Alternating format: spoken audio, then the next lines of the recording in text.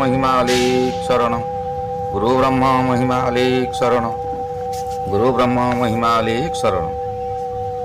बाबा राजसिक तामसिक और सात्विक विषय कही सारिबा परे निरंजन हस्त जोड़ी विनय होई पचारिला, बाबा आज्ञा मोर मनरे एक जिज्ञासा भाव जाग्रत हेउछि।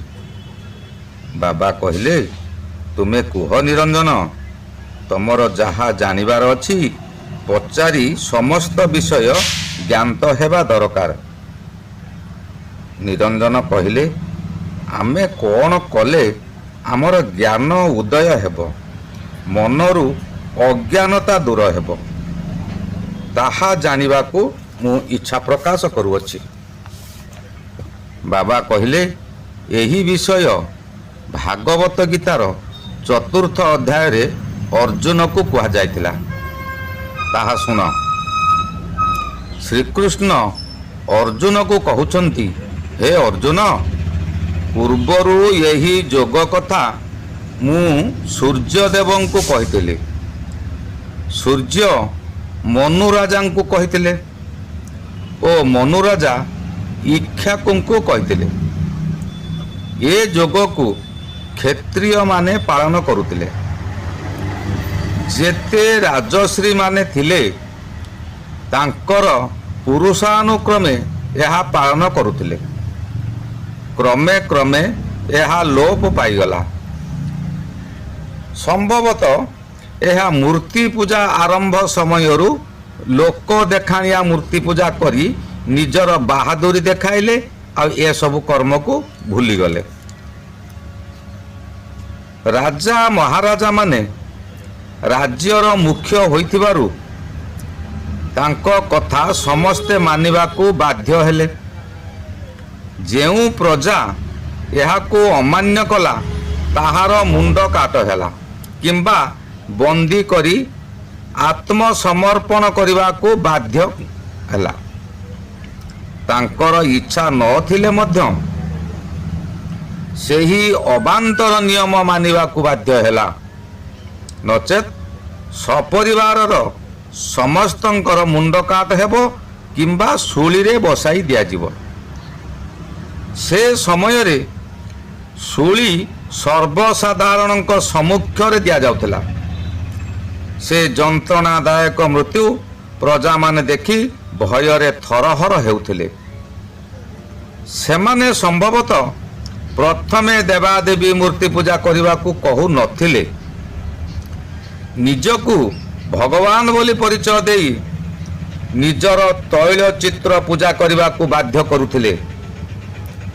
धीरे धीरे ताहा बहुल भाव में प्रचार होई नीतिदिनिया कार्य होई गला।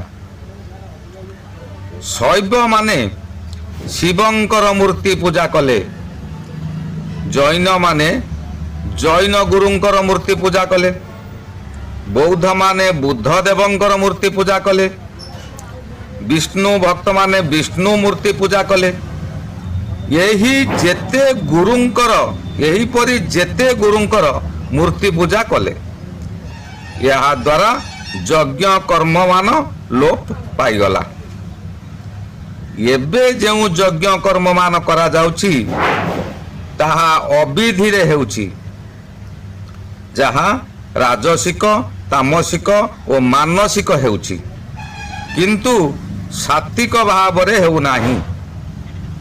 मूर्ति पूजा जे अविधि यह जेउ माने कहिले सेमानकु लोक माने पागल बोली कहउचंती ओ अज्ञानी बोली कहउचंती। बहु ग्राम रे भागवत टुंगी तैयारी करुचंती। सरकार भागवत टुंगी निमंते बहु अर्थ व्यय करुचंती, किंतु लाभ कौन हेउची? आउ किछि व्यक्ति अचंती संध्यारे सकाळे दांड दुआरे बसीजिबे, गोटाए व्यास आसन रे भागवत गीता थोई देई बड़ पाटी रे पाठ करुथिबे। यह तांकर दैनंदिन अभ्यास, किंतु सेमानको जदि पचारिबो मूर्ति पूजा कथा सेमाने कहबे हाँ ମୂର୍ତ୍ତି ପୂଜା କଲେ ପୁଣ୍ୟ ମିଳେ, କିନ୍ତୁ ଭଗବତ ଗୀତାରେ ତାହା ବାରଣ କରାଯାଇଛି। ସେ ନିଜେ ପଢୁଛନ୍ତି କିନ୍ତୁ କିଛି ଜାଣିପାରୁନାହାନ୍ତି। ଆହୁରି ମଧ୍ୟ ତୀର୍ଥ ସ୍ଥାନ ମାନଙ୍କୁ ଯିବା ଅନୁଚିତ। ବହୁ ଅର୍ଥ ବ୍ୟୟ କରି ଗଙ୍ଗା, ଗୋଦାବରୀ, ଦ୍ୱାରିକା, ବଦ୍ରୀନାଥ ବହୁ ଆଡ଼େ ବୁଲୁଛନ୍ତି। ତୀର୍ଥ କରିବାକୁ ଯିବା ମଧ୍ୟ ନିଷେଧ। କୌଣସି ପ୍ରକାର ବ୍ରତ କରିବା ଅନୁଚିତ। ଗଙ୍ଗା ସ୍ନାନ ଆଦି କରିବା ଅନୁଚିତ। ଅନ୍ୟ କୌଣସି ଧାର୍ମିକ ସ୍ଥଳକୁ ସ୍ନାନାର୍ଥେ ବା ଦର୍ଶନାର୍ଥେ ଯିବା ଅନୁଚିତ। କୌଣସି ମନ୍ଦିର ବା ଇଷ୍ଟଧାମକୁ ଭକ୍ତି ଭାବ ତଥା ପୂଜା ଉଦ୍ଦେଶ୍ୟରେ ଯିବା ଅନୁଚିତ। ମନରେ ଏଭଳି ଭାବ ରଖିବା ଅନୁଚିତ ଯେ ଭଗବାନ ଏହି ମନ୍ଦିର ଭିତରେ ଅଛନ୍ତି। ଭଗବାନ କୌଣସି ପଶୁ ନୁହନ୍ତି ଯେ ତାଙ୍କୁ ପୂଜାରୀ ମନ୍ଦିର ଭିତରେ ବାନ୍ଧି ରଖିଦେବ। ଭଗବାନ ତ ପ୍ରତି କୋଣ ଅନୁକୋଣରେ ବ୍ୟାପ୍ତ। ଏହି ସବୁ ସାଧନା ମନମୁଖୀ ଓ ଶାସ୍ତ୍ର ବିରୋଧୀ ଅଟେ ଏବଂ ଏହା ଦ୍ୱାରା ମୋକ୍ଷ ପ୍ରାପ୍ତି ଅସମ୍ଭବ। ଟିକେ ବିଚାର କରି ଦେଖନ୍ତୁ ତ, ଏ ସକଳ ତୀର୍ଥସ୍ଥଳ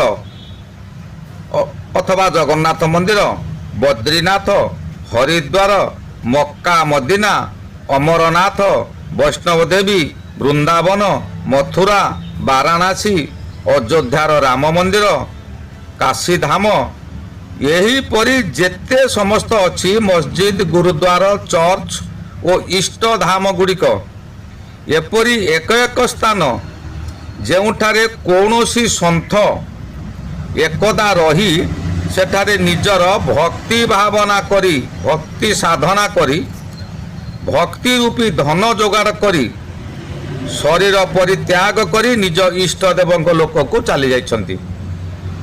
ତତ୍ପଶ୍ଚାତ ତାଙ୍କରି ସ୍ମୃତି ଉଦ୍ଦେଶ୍ୟରେ ସେହି ସ୍ଥାନରେ କେହି କେହି ମନ୍ଦିର, ମସଜିଦ, ଗୁରୁଦ୍ୱାର, ଚର୍ଚ୍ଚ ଅଥବା କେହି ଧର୍ମଶାଳା ଆଦି ପ୍ରତିଷ୍ଠା କରି ଉଦ୍ଦେଶ୍ୟ ରଖି କହିଛନ୍ତି ଯେ ସେହି ସନ୍ଥକୁ ସମସ୍ତେ ମନେ ପକାଇବେ ଏବଂ ଆମ୍ଭ ଭଳି ତୁଚ୍ଛ ପ୍ରାଣୀମାନଙ୍କୁ ଏହି ପ୍ରମାଣ ମିଳିଯିବ ଯେ ଆମ୍ଭମାନଙ୍କୁ ମଧ୍ୟ ଏଇଭଳି କର୍ମ କରିବା ଉଚିତ। ସେମାନେ ଯେଉଁ କର୍ମ ସେଠାରେ କରୁଥିଲେ ସେହି କର୍ମ କରିବା ଉଚିତ, ଯେପରି ଏହି ମହାନ ଆତ୍ମାମାନେ କରିଯାଇଛନ୍ତି। ସର୍ବ ଧାର୍ମିକ ସ୍ଥଳ ଆମ୍ଭମାନଙ୍କୁ ଏହି ସନ୍ଦେଶ ଦେଉଛି ଯେ ଯେଉଁଭଳି ଭକ୍ତି ସାଧନା ଏହି ମହାନ ସନ୍ଥମାନେ କରିଛନ୍ତି, ଏହିପରି ସାଧନା ଆମ୍ଭେମାନେ ମଧ୍ୟ କରିବା ଉଚିତ। ତେଣୁ ଏହି ବିଧିରେ ନିଜେ ସାଧନା କରୁଥିବା ଓ କରାଉଥିବା ସନ୍ଥକ ଅନ୍ୱେଷଣ ତମେ କର।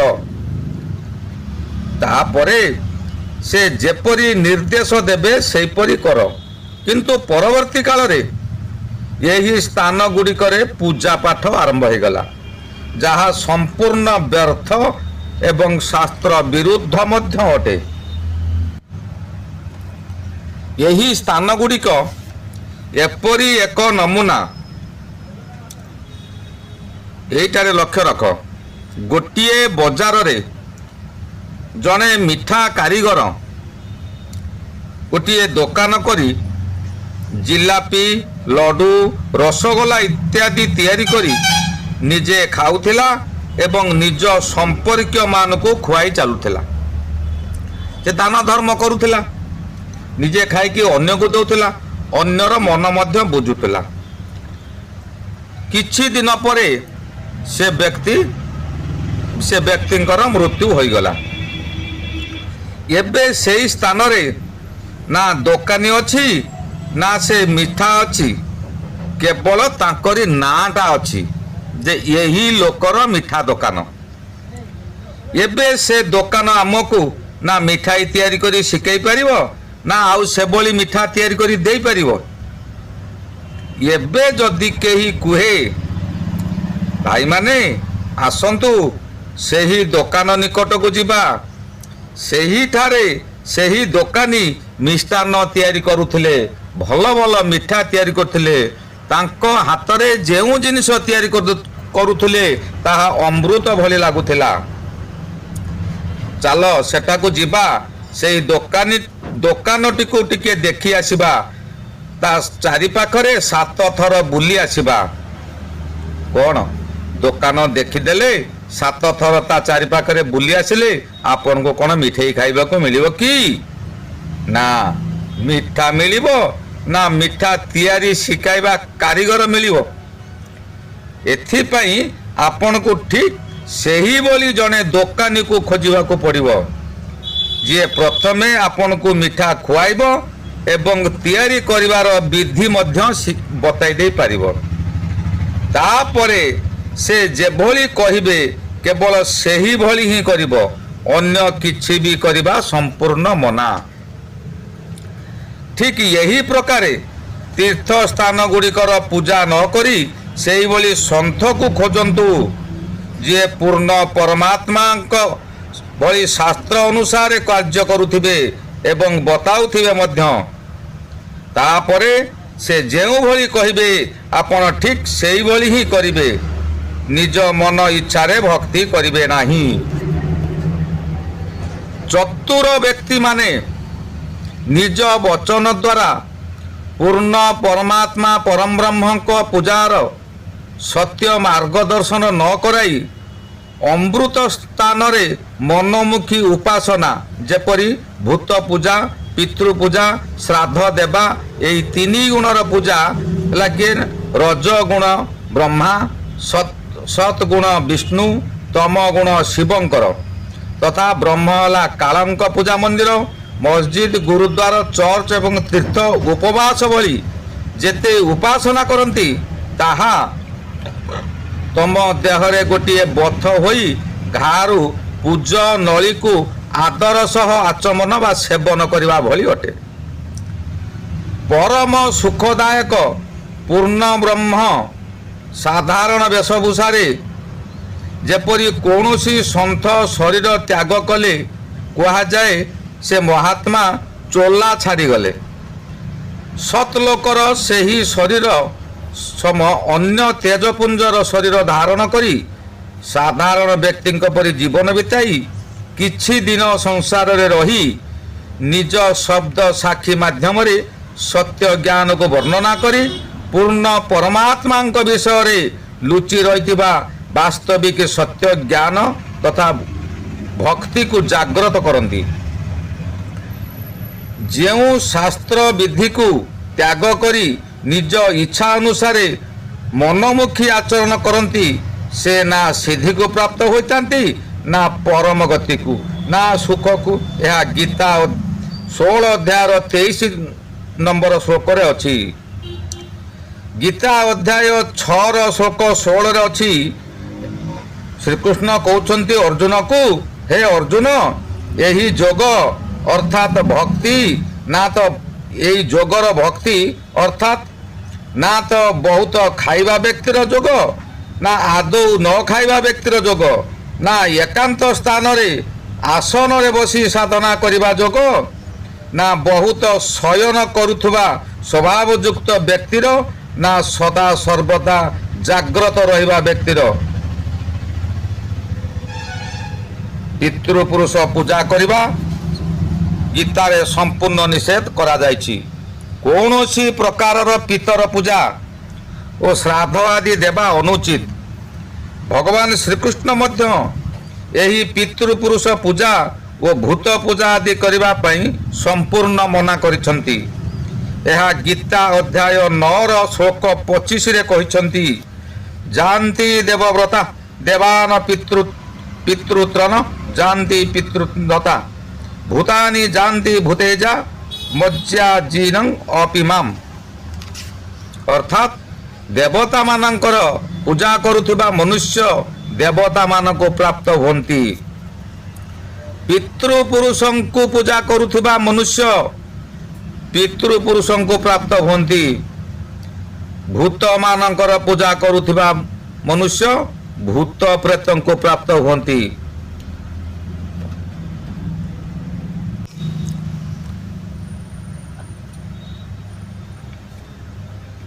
परम ब्रह्म परमात्मा